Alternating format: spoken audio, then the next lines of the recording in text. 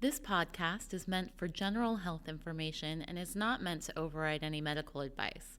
All questions will be screened and not contain any personal information. If you want a private consultation, contact us via positivechoice.org or you can contact your provider directly. Thank you and enjoy the episode.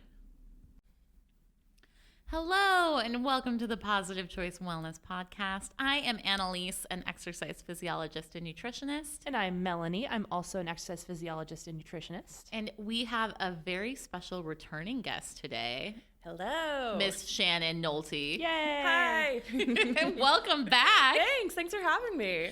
Yes. So if you guys don't know Shannon, she is a licensed professional counselor. She works here with us at Positive Choice, doing all kinds of cool stuff with the weight management program. What other programs are you digging your fingers into lately? So I also teach the options classes. And I have helped sort of behind the scenes helping get our mindfulness classes sort of in the virtual space. So don't teach any of them just yet, but I'm always there in the background making it into a PowerPoint. Awesome. And Shannon, I don't know if you are you still doing one-on-one during the pandemic, one-on-one counseling? Yeah, so I do some with this isn't a plug, but BetterHelp, to some one-on-one counseling. And then I have some people that I see one-on-one through Positive Choice too. So yeah. Nice. Okay, so we'll put a little link down in the description. Yeah. So if you want to work with Shannon, take a look down there. Perfect. Yeah. I'm ready for you guys. Yeah. Big thumbs up. And so I'm super excited about today's topic because I think it is life-changing. Definitely. And it's the power of our thoughts. Yeah. And how they affect everything. Yeah. Basically, yeah. Power of our thoughts. I mean, it's kind of interesting to me, hopefully interesting to you guys too, but like the idea that, we have this whole world inside of our head in between our two ears. It's rich. There's visuals sometimes. There's words, there's senses, there's emotions that don't really ever come to the light of day. It guides so much of what we do, our behaviors, our actions, and sometimes we don't even pay attention or we're not even aware of some of that internal thread that goes on. And sometimes they're towards our values or towards what we're working towards, and sometimes they're antagonistic to it. So they can really help us or hurt us depending on what's going on. So the statement, they say the mind is a powerful thing. That's kind of what you're saying. The mind is a powerful thing. I mean, yes, totally. We are we're definitely our minds. Like, even though we don't look like walking brains, we kind of are. It's yeah, we are like kind of like a brain in a glass case. That's kind of what we are. Just controlling the robot arms. Doing things. We're organic little robots. And I love what you just said about whether we acknowledge it or not, we have a constant stream of stories going on, telling us, how we perceive things and who people are and how situations unfold. All that goes into the perception, and it's always going on back there. We are like, it's kind of like if you ever, probably we're more comfortable with our computers than we once were, just because of everything's being virtual. But sometimes when our computer's just on, nothing's really running, but it's really hot, right? That's like that CPU running in the background. It's kind of like our thoughts, right? We may not be aware, we may not see anything going on, but like it's that hamster wheel that kind of is heating us up, revving us up, creating emotions, maybe sometimes plans or urges, things that we don't really even pay attention to, but we're spending energy sometimes on that background noise. What a great analogy. Yeah. Thanks. Hair flip. There was an actual hair flip there. You can't see it, but it was there. So, okay. So let's say I am a client and I go, okay, that's ridiculous. Like I think the things I think, I don't see anything like influencing my behavior. Mm-hmm. I don't have like things going on in the background. Yeah. Where do you start with that? Yeah. So Part of it is just building sort of an awareness, right? And, when we think too about like, sometimes if we get out of our own scope, so like a good sort of way of thinking about it is if I were to come up to you and say, Anneliese, you're an awful person, what would you feel? What do you feel now when I say it? I would feel, I don't know, like questioning myself and what did I do? I guess that would be my first. Right. I'd be like, oh my gosh, what did I do to Shannon? Right. Why does she hate me so Yeah. much? I think it's because she's not tall. Yeah. Not part of the club. Sorry. Okay, Miss 6 feet and up in the room. Gotta even represent the booties and have a little extra height. There you go. So for everybody listening, just by the way, they're two ladies in the 6 foot range, and they are making fun of me because I am not. So. I would like to say this: you can hide from people in small spaces, whereas we cannot. So It's you got true. some bonus there.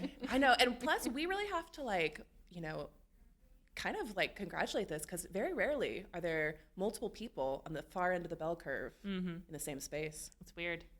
So I don't feel like I'm the tallest person in the room anymore.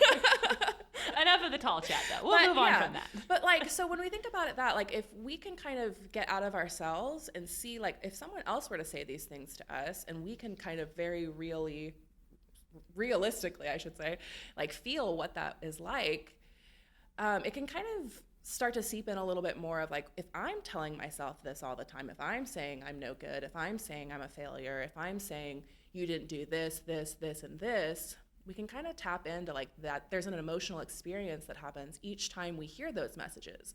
We might be more comfortable with ourselves telling us that versus another person, but it's still something that does create an emotional experience. Same thing if I were to tell Melanie, and there's no difference, but you're an amazing person. You're wonderful. You're amazing too, Anne. I see how this is.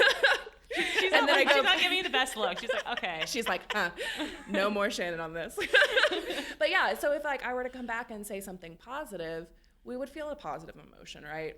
So we can kind of elicit our emotional experiences based on, what is said to us. And that includes what we say to ourselves and what we think to ourselves and what we label ourselves. Yes. Okay. So here's where my brain is going with this in terms of how what we tell ourselves allows us to interpret other people's opinions of us as well. So one of the things that I found so fascinating years ago when I first started digging into it is this idea of what we tell ourselves we view as true, right? So let's say I really struggle with my self-esteem. I already am telling myself in my head that I'm a horrible person. Right. Okay. So to me, because I'm saying that is my truth. I believe that to be true. So that's also going to affect my perception of what you tell me. So if you come tell me that I'm a horrible person, yes, I might have a negative reaction of oh, what did I do? But I'm also going to more internalize that because you just told me something that I fundamentally believe is true. Totally. Whereas if you came up to me and said, you're an amazing person, that might feel way off because now you're telling me something that is contrary to what I believe. Right. And I can't take it in. It's like those people who don't take compliments well when you tell them something nice and they're like, no, that's not true. Right. You're like, but it is. Right. It's like a qualifier, right? You're just, saying something nice or whatnot. But yeah, you're totally right. And it's like we choose sort of what to pay attention to. And you're exactly right. If we have a script or a philosophy about ourselves, we're gonna look for things that fit in line with it. And it's almost like a self-fulfilling prophecy, right? Like if I, since we are, a lot of our classes are devoted to weight loss and healthy living, for instance, I always fail at a diet. I'm going to think back to all the times where I maybe, overate late at night, or I chose something that I thought is quote unquote bad, versus the times where I decided to get up early and go for a walk, or I decided to meal prep that week, right?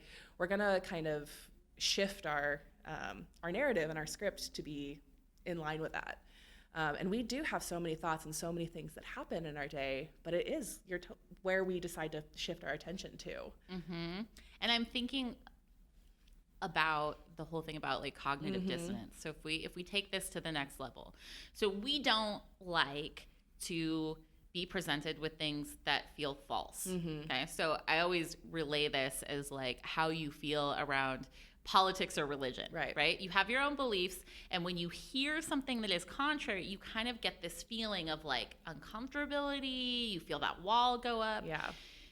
We don't think about it too much, but we have that same response to things like with what we think is true. So let's go back to like the health and fitness part, right? If I believe that I have a weight problem and I will always have a weight problem and I fail on diets, that's the background that's running. Well, guess what? Doing good things for yourself you start to feel that cognitive dissonance. And we don't realize it because in our heads we're going, this is what we should do, this is good. But the reality is that is causing us discomfort. Because just by the fact that we are sticking with the eating program runs contrary to the idea that we know is true about ourselves, which is we can't stay on a meal plan. And I think that's where we get into these self-destructive patterns, because in reality, the failure of not eating healthfully, the going off the diet feels more comfortable. And therefore, we're more likely to gravitate towards that. And that's why we don't stick in this space of success if we're constantly running that, this is not success. This is not who I am. This is a lie. And even the ideas of like, even those black and white camps of like, I'm successful or I'm failing, those run so rampant. And I know we've talked a lot about like diet culture previously, but like, I think that's part of it too, is that like, I'm either successful and I'm at a healthy weight and I'm healthy, or I'm not successful, I'm failing and I'm unhealthy and I'm no good, right? And there's even sometimes that morality, and we can label ourselves according to that, when sometimes it's just a neutral behavior. Sometimes it's not good or bad, it is. Yeah.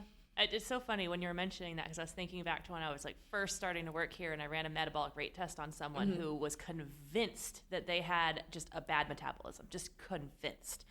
And, I'm like 25 at the time, so I was young. I didn't really know what was going on with reality at the time, I guess. So like, I'm going to run this metabolic rate test on her. And, she's telling me like she traveled through Europe and she was drinking wine all the time and eating pasta every day, but she lost weight and she was successful. She comes back to the States and all of a sudden she's gaining all this weight. She can't understand why. And she's been so healthy and so good. And so she said, my metabolism must be screwed. I don't know what's going on with that. I don't know what's wrong with that. There's something wrong with it. And I ran the test on her. And I told her the results, which were, you're fine. You're normal. It was like you could see the gears just like, stop and stall, and I was like, no.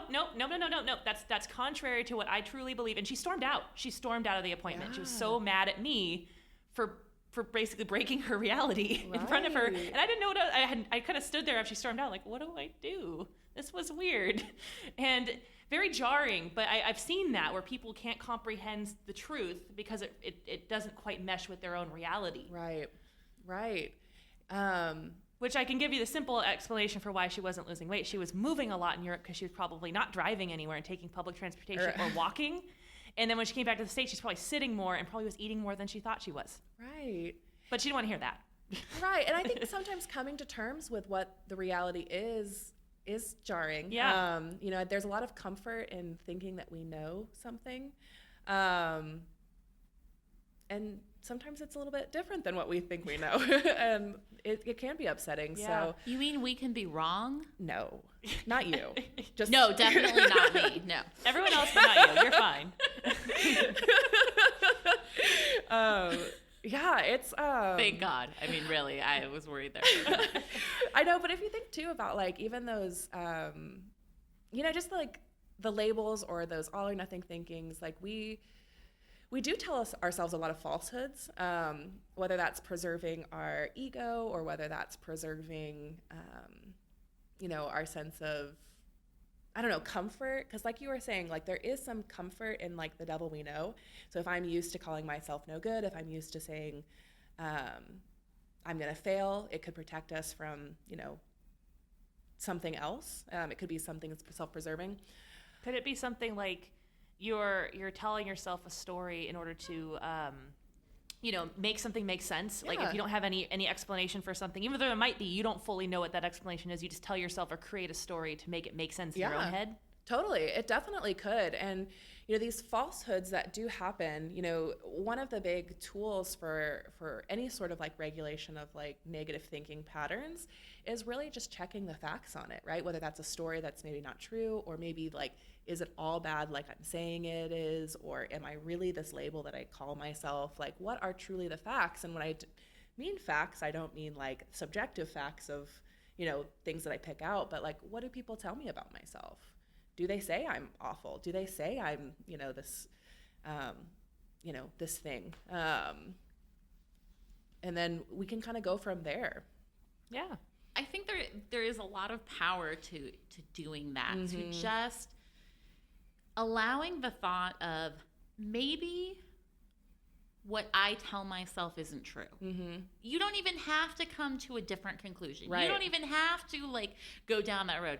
You just have to go, maybe accept that maybe what I tell myself isn't the whole truth. Right. And then that allows you to go down the road of like, well, what do other people tell me? Right. What's feedback that I get? And does that fit with what I've been telling myself? Right.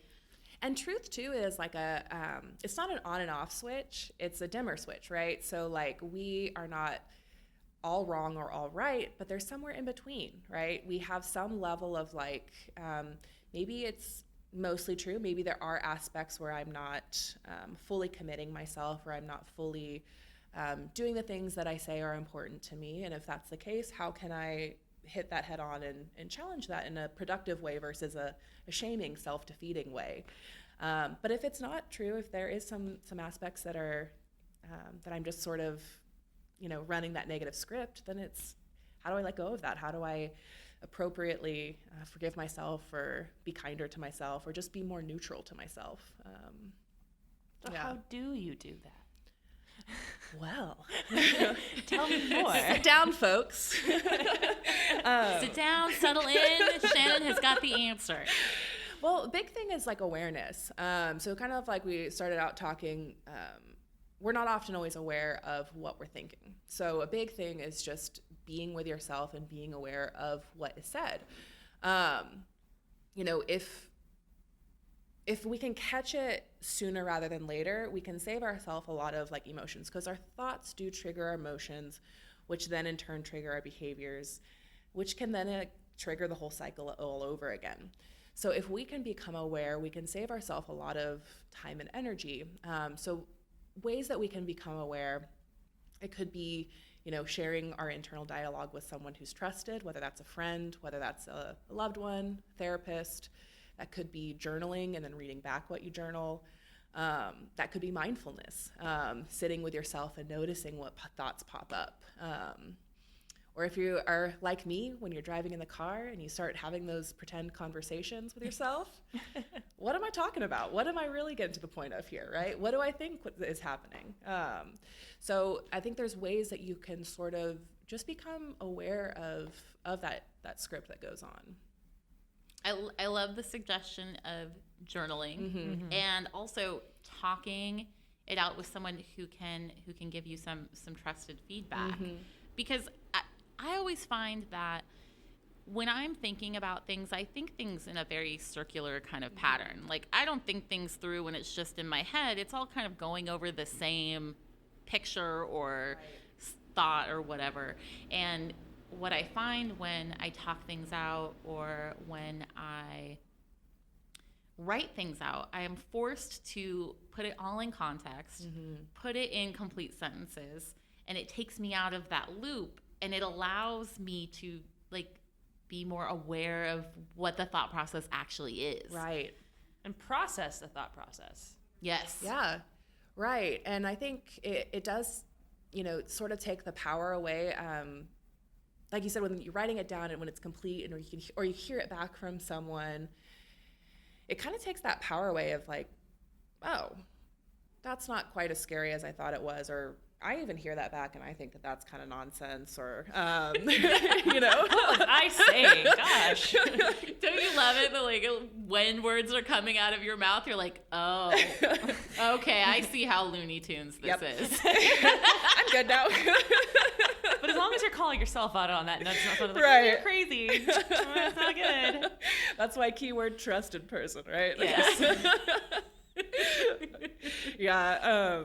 I know, it's just, it is sometimes comical. I mean, I don't mean that in the sense where it's always like these are deep, real things and we feel things. And oftentimes the things that we replay are based in some sort of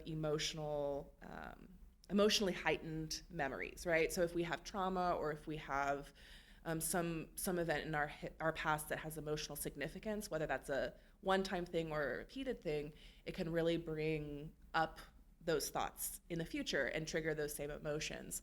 And sometimes when I mean comical is that when we do kind of hear back our stories or the things that we tell ourselves, if someone were to tell me that about themselves, I'd be like, are you joking? Like, you're amazing. What are you talking about? Like, but then when we say it to ourselves, it's so different.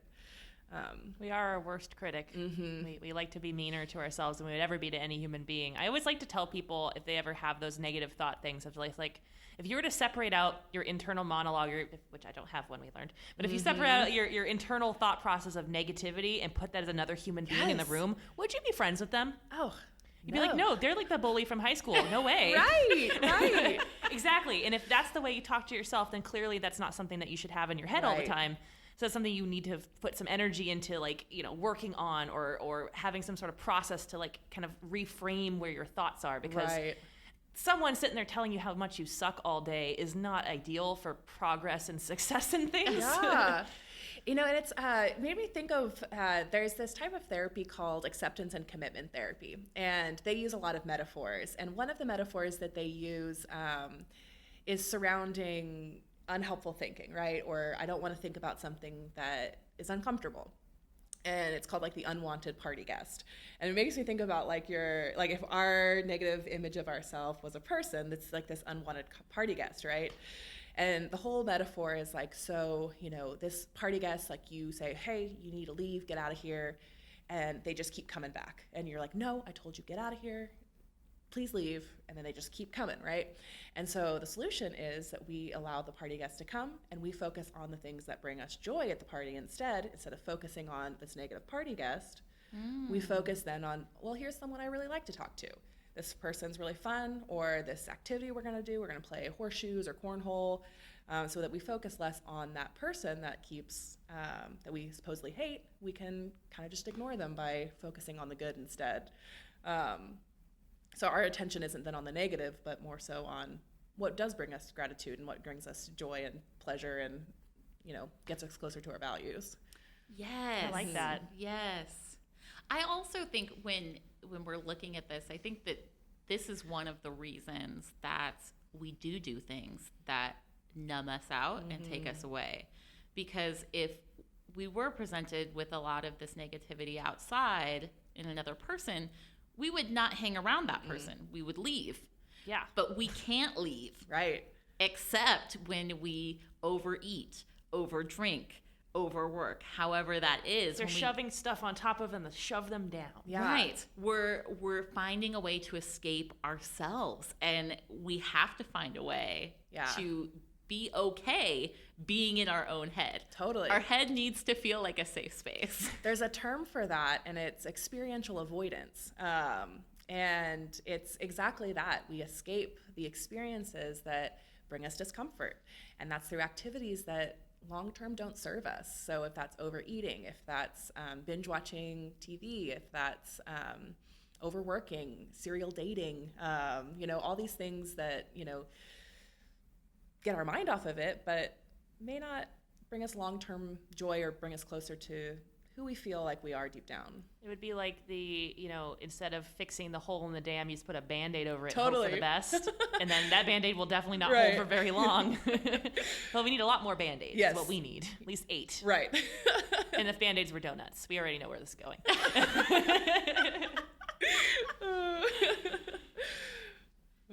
But yeah. I just had a really good image of that, and I can't get my mind off of it thinking of thoughts or speaking of thoughts. I like my food analogies. What can I say? I like it. That's why I like you. Thank you. I mean, I do like food, but no, I think these are really, like, it's so funny because I think we here, at least with the classes we teach, sort of understand these concepts, but the things you're naming is like, I just said, like, you're shoving things down with food, and you're like, experiential avoidance. Like, oh, there's a name for what I talk about. This is cool. That's why you have the degree in it and I don't. But it's just cool to hear that, because it kind of reaffirms what I'm teaching my patients, which is basically a lot of what you're saying. Yeah. So, it's very validating. So thank you. Oh, you're welcome. You guys validate me and what I say sometimes too. We're on opposite ends of the spectrum with these classes. So yeah, it is, it's actually one of my favorite topics. I love the idea of experiential avoidance, not only because I've been a master of that in my life, but Yep. But I think it's one of those things that, when we can acknowledge it, when we can acknowledge the thoughts and how we avoid them, and how we numb ourselves or soothe ourselves, and these all came from preserving, roots, right? It was a way at one point to really help us because we didn't have tools or means to do so in another way.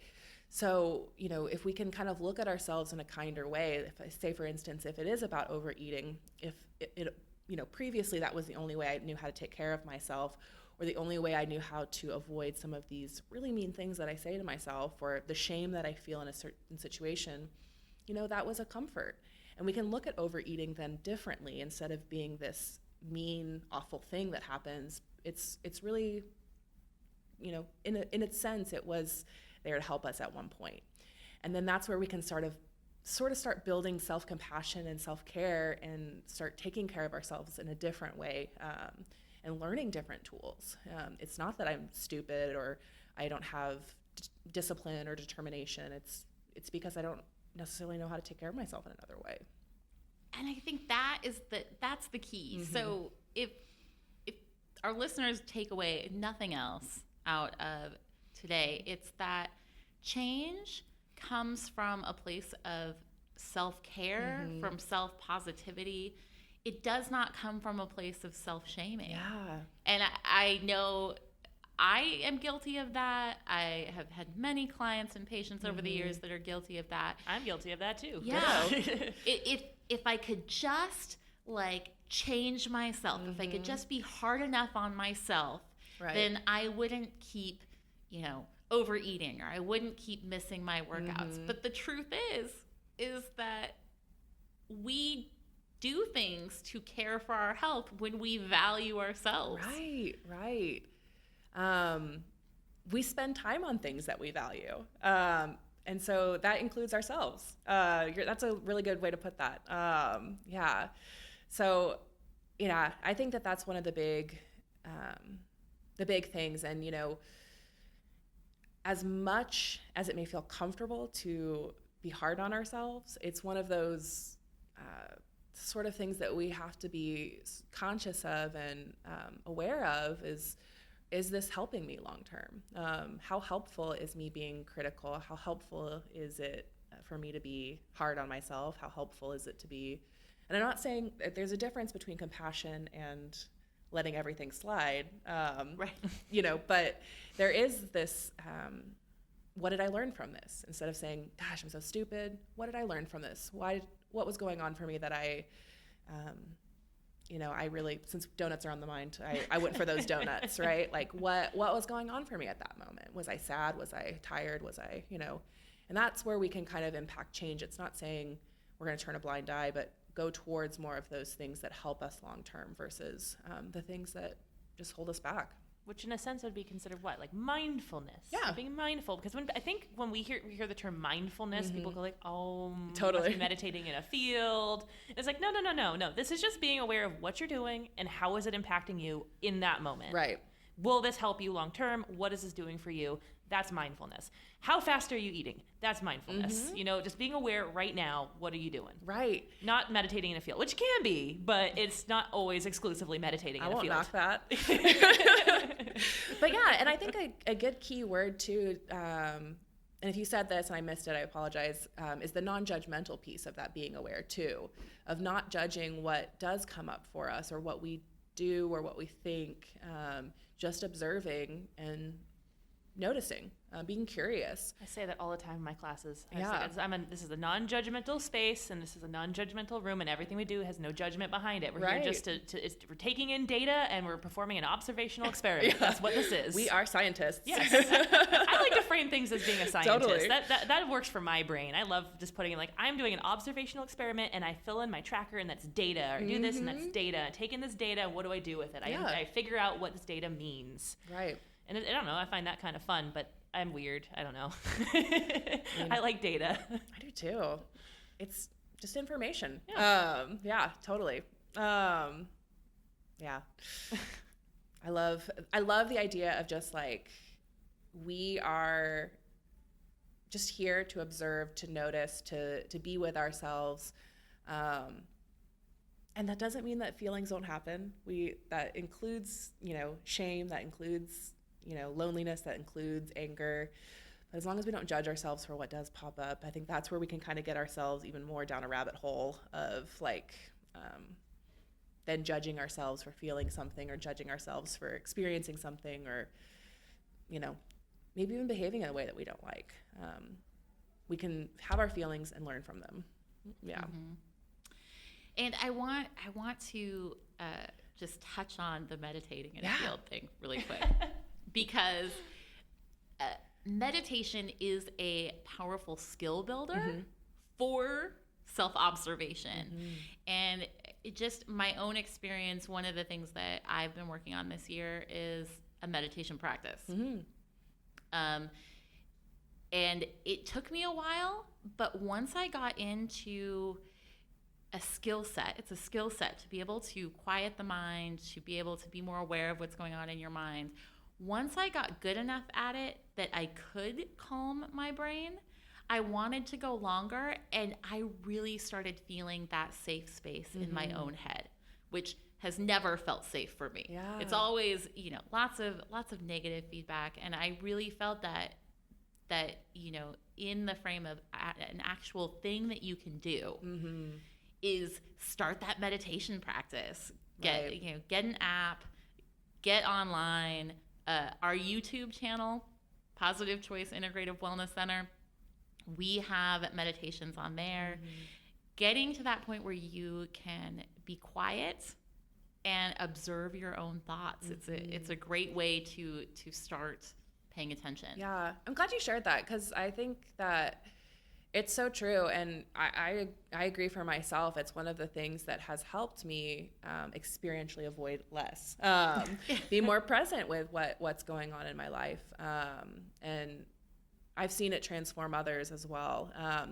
And it doesn't have to be something long. It doesn't have to be something formal. It doesn't have to be something grandiose. It can just be you breathing for 5 minutes.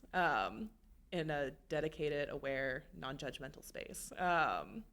It's a game changer for sure. And on that note, thank you so much for joining us, Shannon. Thanks for having me.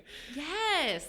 So, you guys have a wonderful rest of your day wherever you're at, and just open your mind to what's going on up there. And check out our YouTube channel. And go find a field. And go find a field to meditate. Until next time, everybody. Bye. Bye.